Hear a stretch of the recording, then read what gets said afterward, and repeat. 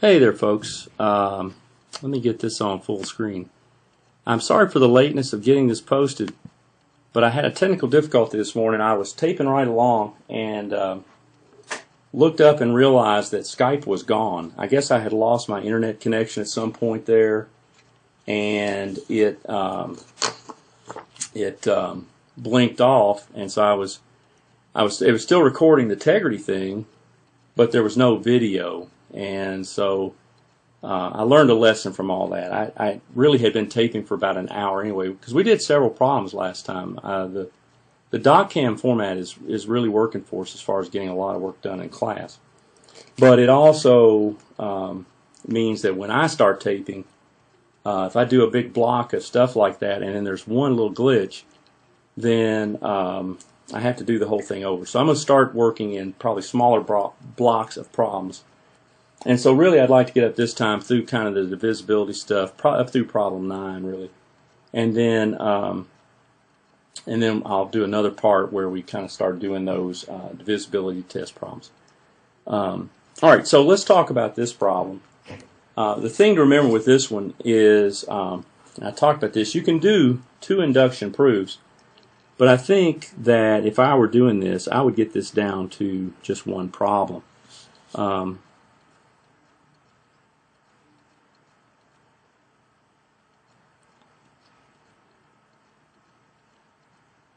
This statement is better stated as 7 divides 10 to the 3m. Anytime you have an alternating plus minus 1 kind of situation, you can always add a power of -1. Now if m is odd and I put m up here, I'm subtracting. I really want to be adding. So how about m plus 1? Then when m is odd, that's even, I'm adding the 1. And when m is even, this is odd, so I'm subtracting the 1. And really they don't say this, but this is only going to work for non-negative m. Negative m is going to give us fractions, and this all of a sudden doesn't work anymore. So this is what I'm going to prove right here. And I'm going to prove it using induction. So note that, and I'm going to go to the case here where m is 0. 10 to the 3 times 0 plus -1 to the 0 plus 1. Well, that's 10 to the 0, which is 1, and this is -1 to the 1, which is a -1, so this is 0. And 7 does divide 0. So the initial step, or the basis step, holds. Okay? Now let's assume that this works, that 7 does divide 10 to the 3k plus a -1 to the k plus 1 for some integer k greater than or equal to 0. Now what does that tell us? Before we jump into the inductive step, that means then that then there exists a, let's be careful here that I don't want to use, I guess n is not in use anywhere, right? So there's an n that's an integer such that this business, the 10 to the 3k plus a -1 to the k plus 1 is equal to 7n. Okay? That's what we mean by divisible by 7. Right? So now what I want to consider is this thing with k replaced with k plus 1. So I want to consider 10 to the 3 times the quantity k plus 1 plus a -1 to the k plus 1 plus 1. So this is 10 to the 3k plus 3 plus a negative 1 to the k plus 2. Alright? Now, this means we've got 10 to the 3k, and we want to get back to 10 to the 3k because that's our assumption, right? Times 10 to the 3. So this is really 1,000 times 10 to the 3k. And I will leave this alone for the moment. Alright?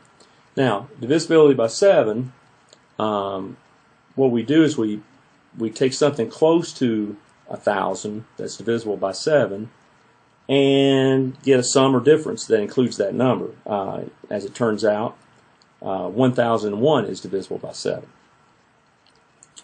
So I will rewrite this as 1001 minus 1 times the 10 to the 3k plus this negative 1 to the k plus 2, and then distribute. So this is 1,001 times 10 to the 3k. Now that part is divisible by 7, we know, because this is. And then minus 10 to the 3k, and this is probably where I pull out a minus here as well. Does this look familiar to you? Right? Except for the negative signs, it does. We're subtracting this thing right here. Okay? So this is 1,001 times 10 to the 3k minus 7n. And if you want to, you can say, alright, fine, this is 7, and then goes into that once, 3, 4. Okay, and again, there goes my Skype, so that's what happened before. That's a little odd. Okay, so we're back up. I'll just keep an eye on this and make sure that, I don't know why that's happening, but okay, I'll keep an eye on it. And then let's see, 2, so that's 3 times 10 to the 3k, and then minus n, factoring out the 7. So that tells me then that 7 then divides this thing right here. It divides, I can factor 7 out of the whole thing. Oh, and well, and I should have said, I'll just black this out and say it. Then since this has to be an integer, but I think that kind of goes without saying, 143 times 10 to the 3k minus n is an integer. Then 7 divides this whole creature here. Plus negative 1 to the k plus 2 whop. There you go. 2 sentences left. Thus, the inductive step holds. Therefore, by induction, the statement holds.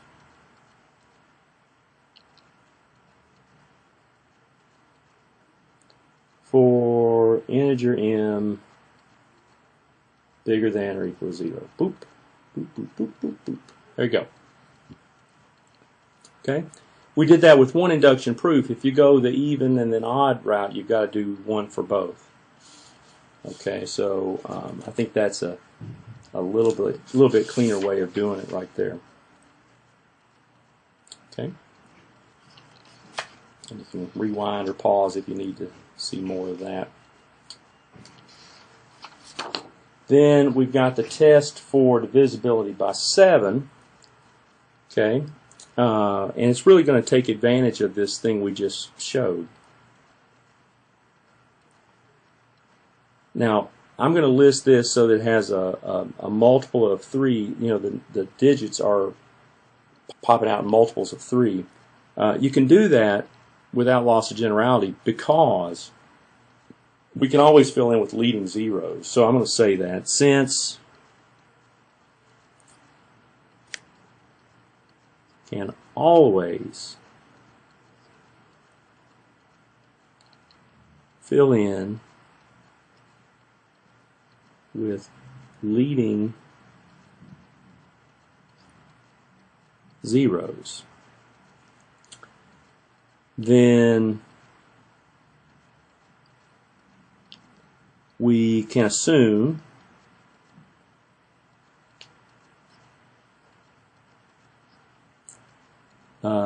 and there's actually, we can assume, and it's good to say this, I forgot to put it in, but without loss of generality. You'll see that W log stuff a lot. It's just because we don't want to write out all four words. We can assume without loss of generality that, okay, here's n. And we'll start out here with D0 and D1 and D2. Again, that subscript tells you what power of 10 place value we're looking at, right? And then and so let's see, the power of 10 is always 1 less than the place, so 3k. So the power of 10 would be 3k minus 1, and then D 3k minus 2, D 3k minus 3. Okay, and this is for some natural number k. All right, so we're going to end up using our sum theorem, and boy, that is sum theorem, man. I'll tell you, that's a good one. But what you do there is you say, okay, here's n. It's the sum of some things, and one of those things we know is divisible by 7. Then the whole number, the sum, is divisible by 7 if and only if the other addend is a multiple of 7, okay, or divisible by 7. So let's start pulling things out of here. Note that. So here's my n, and I'll add these. So I've got D2, D1, D0. And then I go to the next one. Okay, that's 10 to the 3 times the next 3, so that would be D sub 5, D sub 4, D sub 3. See how that's working? Plus, and get out here to this last one. You'll notice that the power of 10 that we're multiplying by is always this first index on the right. So this is plus 10 to the 3k minus 3 times D sub 3k minus 1, D sub 3k minus 2, D sub 3k minus 3. Okay? So what we do here then is, depending on whether we're dealing with an odd power, well, they're all going to be odd powers, but depending on whether it's close to 1,000 or then 100,000 and so on, or let's see, 1,000 or 3 million, right? We either add or subtract a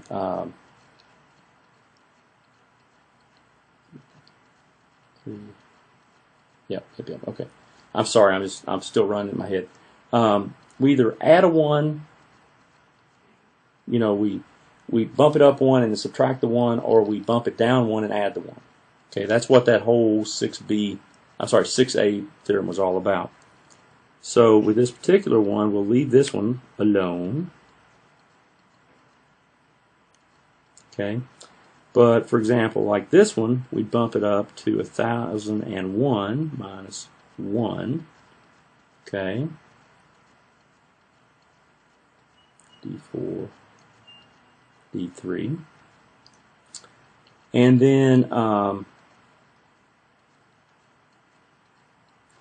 so here we're going to, we've got the 10 to the, and it's 3 times k minus 1. So let me see, here it was when k was 1 here, right? That would give us 3 to the 0, or yeah, 10 to the 0. So that was 1. And then here it was 2. Okay, I'm just thinking this through. I want to get the right.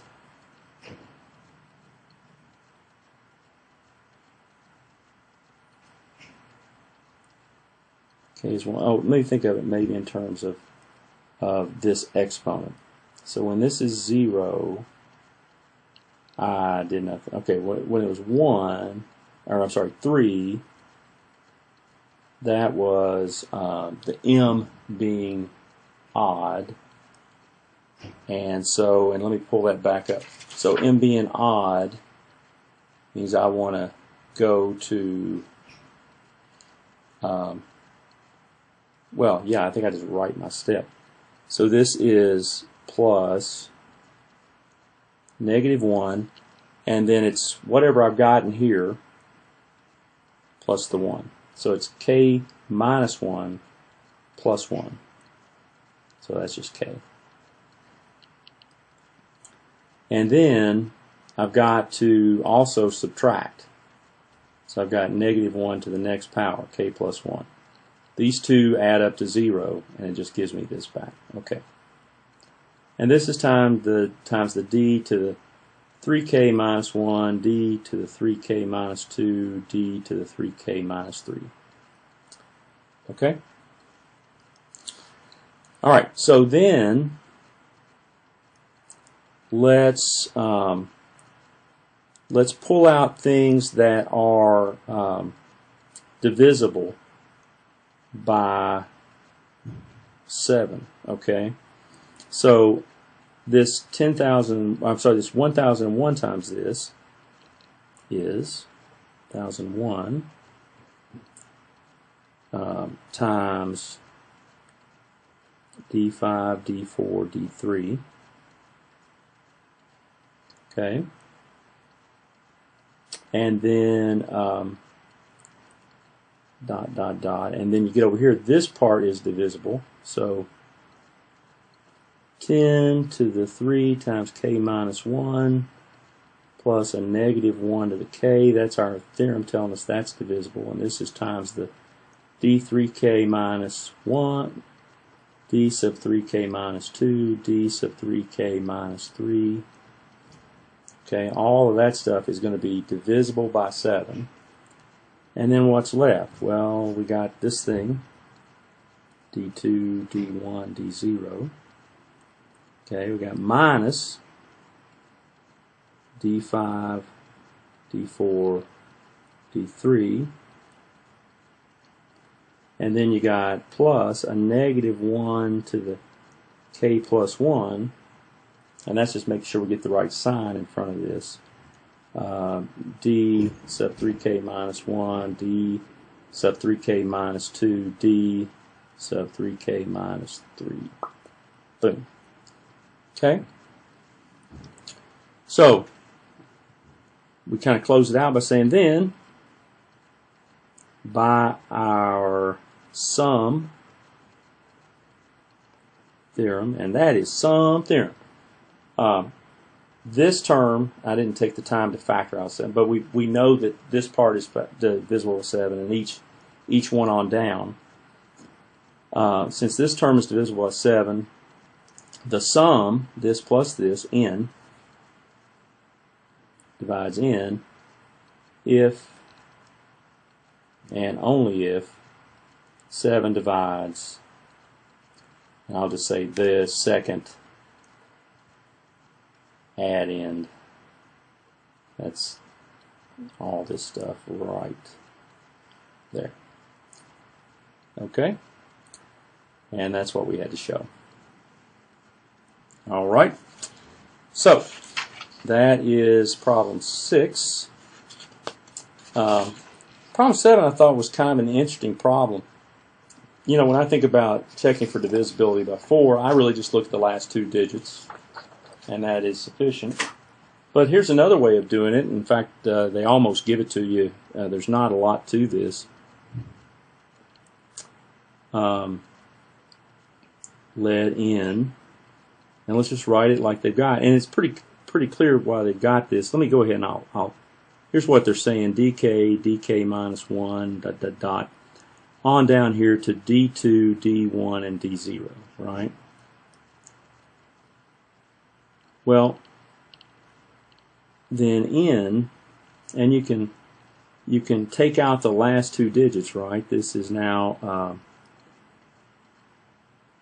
dk minus 1 dot dot dot down to d2 and 0 and 0. But then what you're doing is you're saying, well, that's 10 times d1, that would go right there, plus d2. And what they're having you do is realize that 10 is actually 8 plus 2.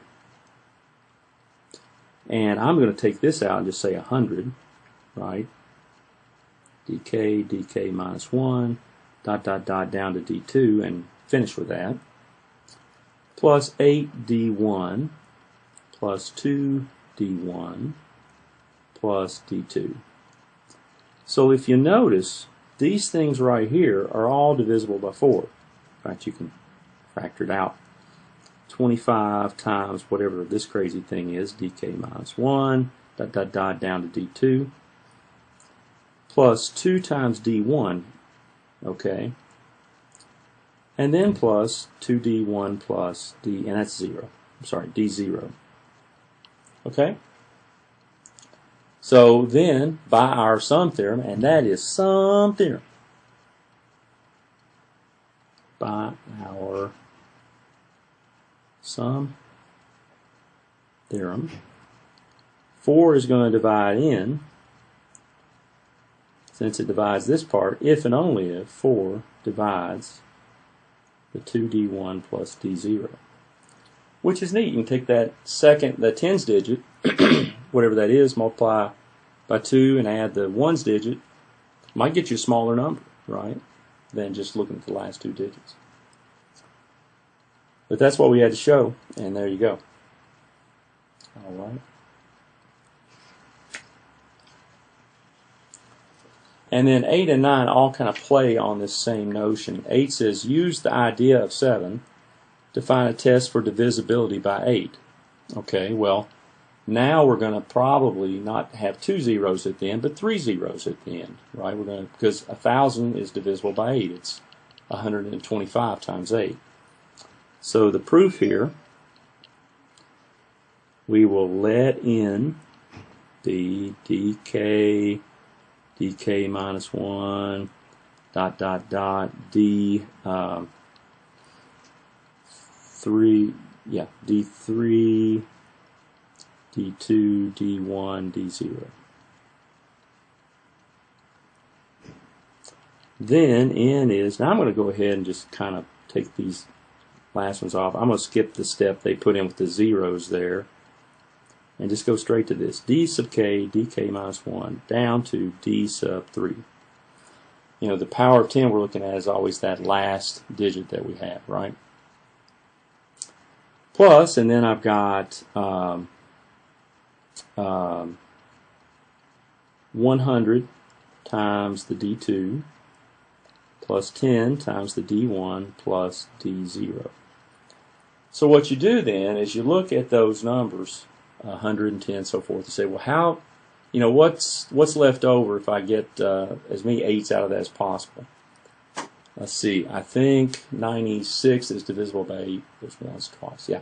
So I can break that up into, now 1,000 I'm going to leave alone. It's already divisible by 8.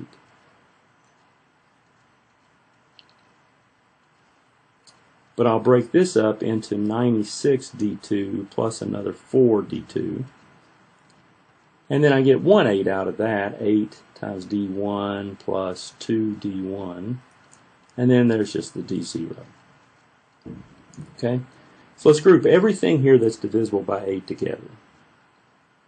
The 1,000, got the dk minus 1, down to d sub 3. And then the 96 d sub 2, and then the plus 8 d sub 1. All that is divisible by 8. And then what's left is the 4 d sub 2 plus the 2 d sub 1 plus the d sub 0. And if you want to be very explicit about this, you can factor out the 8. 125 dk minus 1 down to d sub 3, and then 1, 2 d sub 2 plus d sub 1. Okay. The fact that you get that 8 factor out of there means that 8 divides that term. And then you've got this business. Okay. Thus, by our sum theorem, and that is sum theorem, 8 divides this part, so the sum, which is the total n, is divisible by 8 if and only if this part is. 8 divides n if and only if 8 divides 4d squared, 4d sub 2 plus 2d sub 1 plus d0. So take the third digit, multiply by 4, second digit, multiply by 2, last digit, add them all up, and that tells you whether or not you've got divisibility. If that number is divisible by 8, then the whole thing is. Okay? And that may give you a smaller number than just the last 3 digits alone. All right. Okay. Boom. There we go. And then 9, I'm going to show you the proof of 9. 9 is one I'm not going to necessarily grade because it is a little sloppy. If I had to do over again, I probably would not have included this one in the homework set. So I'm just going to kind of cast it out. But I do want to show you it's provable. It's kind of, they weren't very explicit about exactly what they were looking for. They once used the same idea to devise tests for divisibility by k, which is 2i times 5j for various ij. The test should include weighted sums of the last m digits, where m is the max of those two numbers. Okay, which means, what they really mean is, okay, whatever that highest power of 10 is that k will divide, pull that off to one side. And then let's work with everything else after. I'm sorry, I'm doing it back. All that 1,000, whatever, 10 to the whatever, 10 to the m, pull it over here, and k will divide that. And then the rest of it, take out the pieces that you can. So let's let n be, and I don't want to use k on this one because k is part of my deal. How about q? No, I want to use q for something else later too. T, d sub t minus 1, and I'll get down here to d sub t. No, not t, I'm sorry, m is the one I'm going to be using, m. Okay. And then I've got d sub m minus 1, on down to d1 and d0 and so forth. Okay. So then, as long as I've got a high enough power of 10 to where the maximum of this I and j will fit inside of that, then that'll be divisible by k. So this is then going to be 10 to the m, and again I'll just take the stuff to right there, dt, d sub t minus 1, down to d sub m, okay, plus, and then for this one I've got 10 to the m minus 1 times d m minus 1, plus, down here to 10 times d1 plus d0. Okay, and if you really want to see this explicitly, what's happening here, you've got 2 to the m, 5 to the m, right, because 10 is 2 times 5.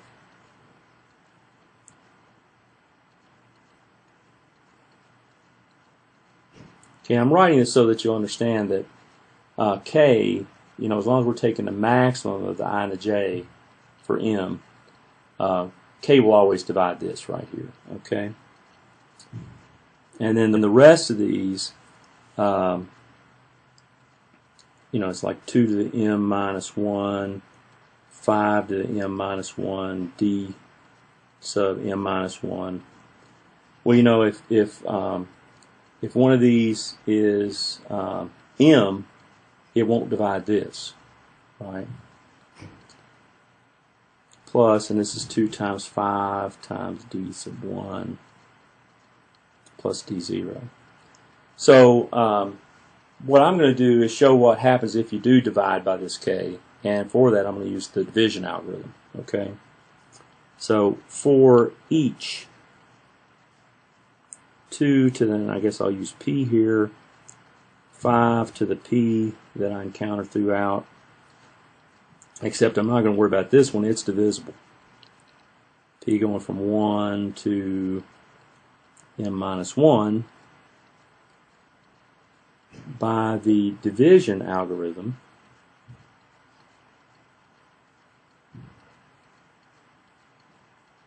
When I divide by k, I get a quotient and a remainder.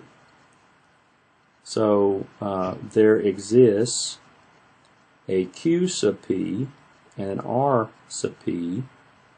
These are both integers, except that r sub p is 0 or bigger, but strictly less than the k that I'm dividing by. Okay, such that 2 to the p, 5 to the p, equals, got my quotient that goes along with that power, times k plus r sub p. And this is again for p1 up to m minus 1. Okay. Then if I look at n, okay, I've got the 2 to the m, 5 to the m, times this silliness here, d sub t minus 1 down to d sub m. And then, you know, under that, like with the 2 to the m minus 1, I can replace this with this. So I've got q sub m minus 1 times the k plus the r sub m minus 1. This is all right here, times the d sub m minus 1 plus dot dot dot, and then you know, here instead of 10 I could write, well, this is q sub 1 times the k plus r sub 1 times d1, and then you just got the d0 out there. Okay? But now these things, k will divide this, k will divide that, k will divide that. So let's get them all grouped together here. I've got 2 to the m, 5 to the m times this silliness.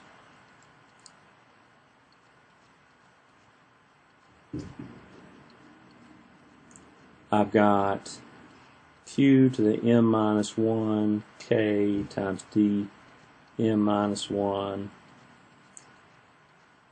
I'm distributing now, right? And then go over here, plus dot dot dot, plus q1, k, d1. All of that stuff's divisible by k. And on the flip side of that, I've got all the other stuff.